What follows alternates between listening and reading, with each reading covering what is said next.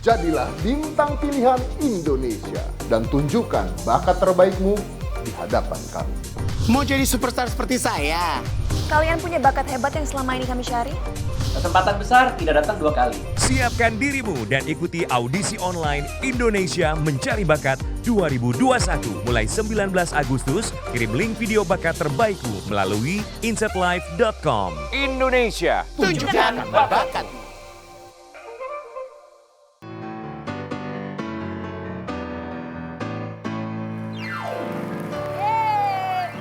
Kembali bersama keluarga Monara, Tulio, Indra Brasko dan juga ini Mima ya. Kita lihat ini video presentasinya Mima ketika dia mengajukan untuk membeli iPad kepada kedua orang tuanya. Kayak apa video presentasinya yang bisa dicontoh oleh Bapak Ibu sekalian? Kita lihat.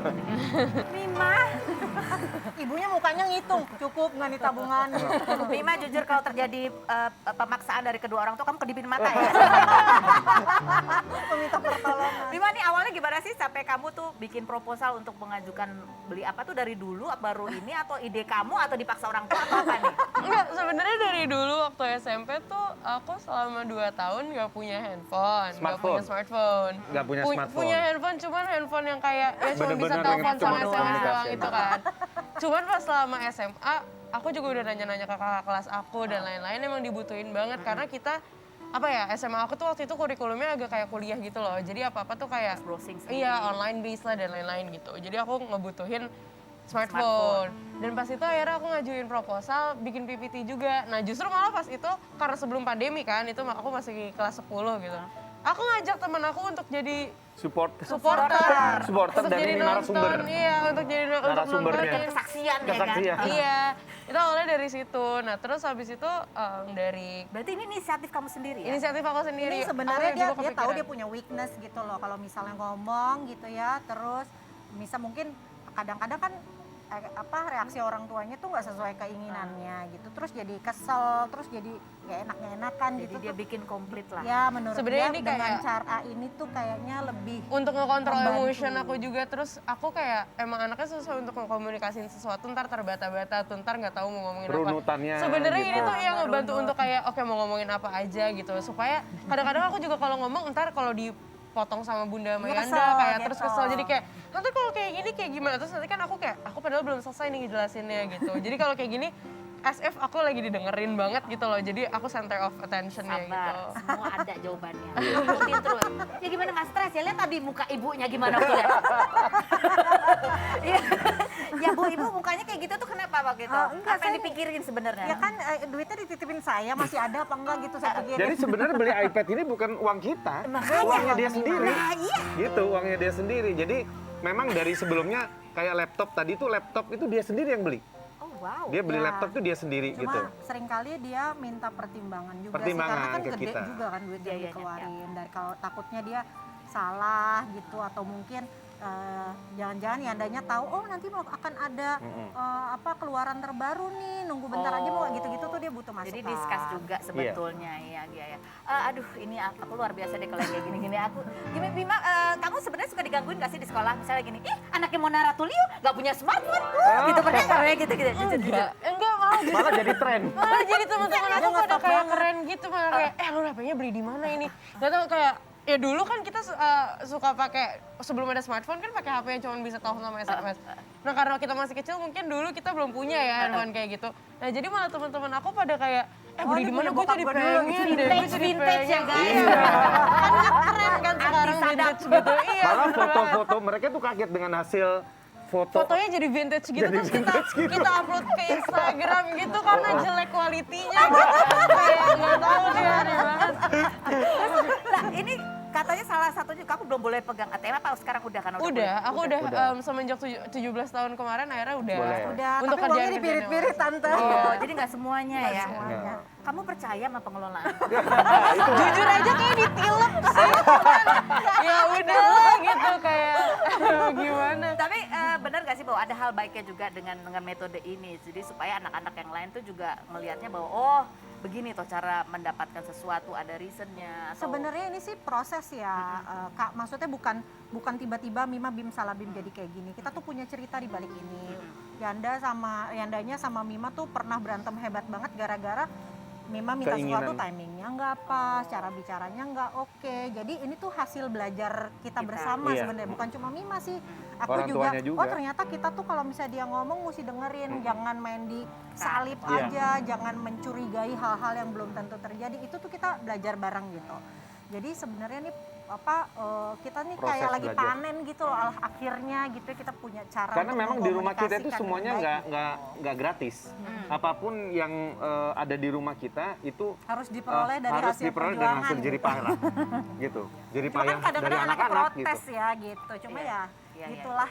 Ya ini orang tua pun sebenarnya belajar ya, bukan Iya. cuma anak. Dan bahkan orang tua tuh belajar lebih banyak dari anak. Dari Betul, anaknya. kan? Betul. Ini guru utamanya kita itu adalah Mima, jujur aja. Anak pertama. Untuk Yang menjadi orang pertama, tua. biasanya anak tuh jadi pertama. percobaan ya. Iya, kunci percobaan sih.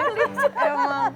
Oke, ini ada satu lagi juga ini yang luar biasa dari keluarga Indra Brasko ini adalah Mona ini menyusui juga. Ini apa ya berarti namanya, keponakan ya? Ponakan Keponakan Balin ya. Ini adalah anaknya kakaknya Mona Ratulio. Iya. Yang juga bapaknya Keisha. Keisha, iya. Bapaknya Ini kamu Keisha. sempat kasih kronologi karena orang bingung ini anak siapa? Bingung Iya. nih anak Keisha, tapi kok disusuin sama Mona gitu. Terus ini anak papanya Keisha, berarti yang kemarin meninggal ibunya Keisha, kayak gitu-gitu jadinya simpang siur gitu. Jadi emang kemarin diceritain juga sih kalau papanya Keisha baru menikah setahun yang lalu, baru menikah lagi ya setahun yang lalu. Terus istrinya hamil, pas mau melahirkan itu terkena COVID. Jadi sebenarnya belum waktunya melahirkan ya, masih agak prematur ya. Cuma waktu itu tiba-tiba saturasi drop di 70, diputusin untuk cepet-cepet sesar. Harapannya setelah bayinya keluar, ibunya nafasnya agak Sehat. lebih lega.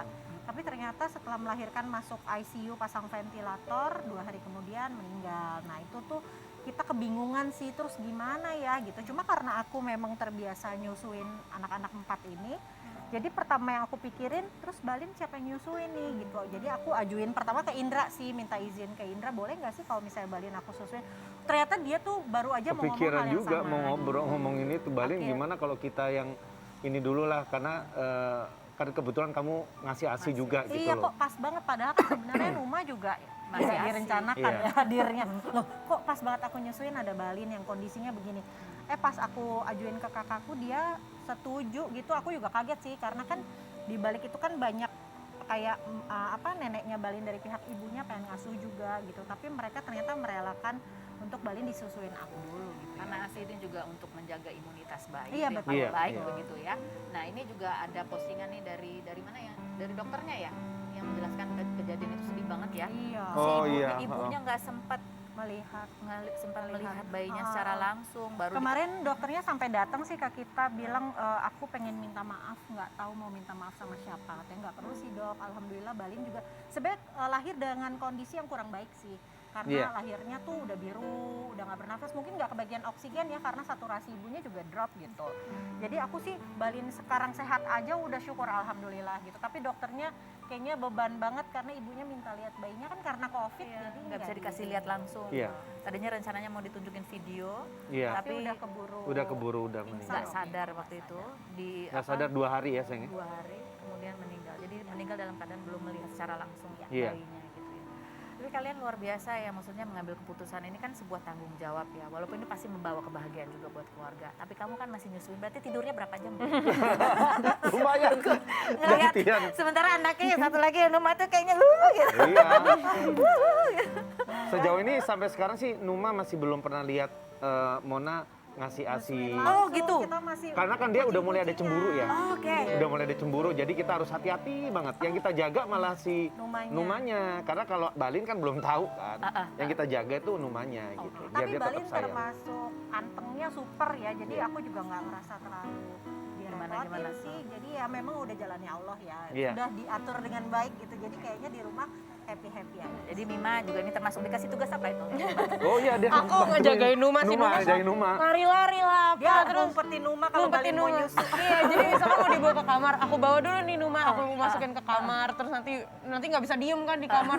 Udah kayak, udah boleh keluar belum? Belum, masih nyusuin. Aduh, ntar aku harus ngejagain Numa lagi gitu. Aduh, ini luar biasa ya, kompak gitu ya. Jadi di masa pandemi ini ada hikmahnya, kalian semakin sering ketemu, ngumpul, rame-rame pembagian tugas, jadi semakin kuat bondingnya juga. Alhamdulillah. Oke, kita masih akan ngobrol lagi. Ada satu keluarga lagi juga yang akan kita ajak berbincang-bincang. Ini juga unik juga ceritanya. Kita lihat dulu profilnya berikut ini.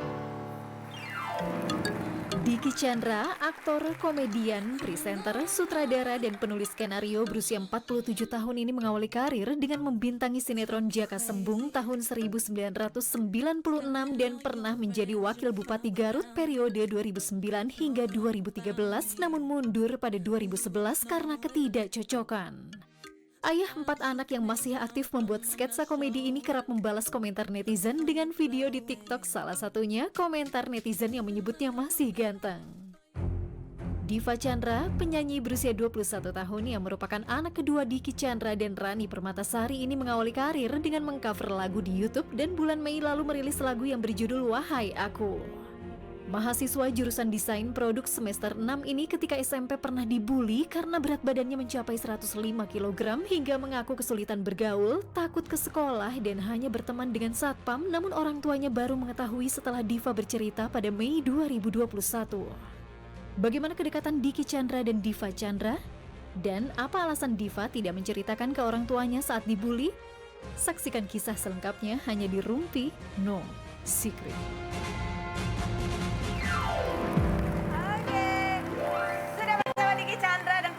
Ini Diva. Diva, kita mau lihat mukanya dong, boleh nggak? Aku pengen lihat kamu cakepan mana, bapak kamu dulu.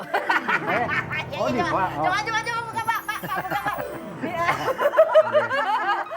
Waduh, ada nggak foto mukanya Dicky Chandra zaman dulu waktu masih kinyis-kinyisnya? Ada nggak sih? Hah? Nggak ada. Nggak ada. Oke, baiklah. Diva, sudah Dicky Chandra, bukan Dicky Wahyudi ya? Bukan. Duduk di sini untuk menjawab pertanyaanku dengan jujur apa adanya. Apakah pertanyaanku ini jawabannya fitnah atau fakta? Diva, fitnah atau fakta?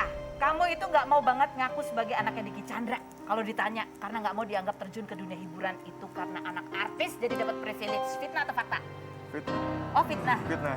Fitnah ya. Nggak apa-apa jadi buat. Nggak apa-apa dong. Nggak apa-apa atau karena apa? Karena Sampai- sudah tidak bisa ditutupi juga maksudnya. Orang tua gitu kan. Udah Masa mau ketahuan, di... percuma nggak ngaku juga.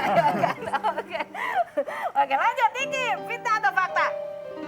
Cuma anak kamu yang kalau kamu lagi ngelawak atau bercanda, yang nggak ketawa anak kamu tuh. Kalau kamu bercanda, anak kamu nggak ketawa. Iya. Karena menurut anak kamu, bapak garing banget bercandanya Vita tuh. Semua anak saya. Semua anaknya. Makanya saya belum mau nama anak ah. Oke, kita tanya sama anaknya ya. Nggak, sebenarnya kamu itu nggak ketawa itu sebenarnya karena emang nggak lucu atau kamu takut kalau kamu ketawa? Oke, kita akan dengar pesan saya. Karena kamu ketawa, bapak mukanya biasa aja. Setelah yang berikut ini jawabannya, jangan kemana-mana. Tetap di Rumpi.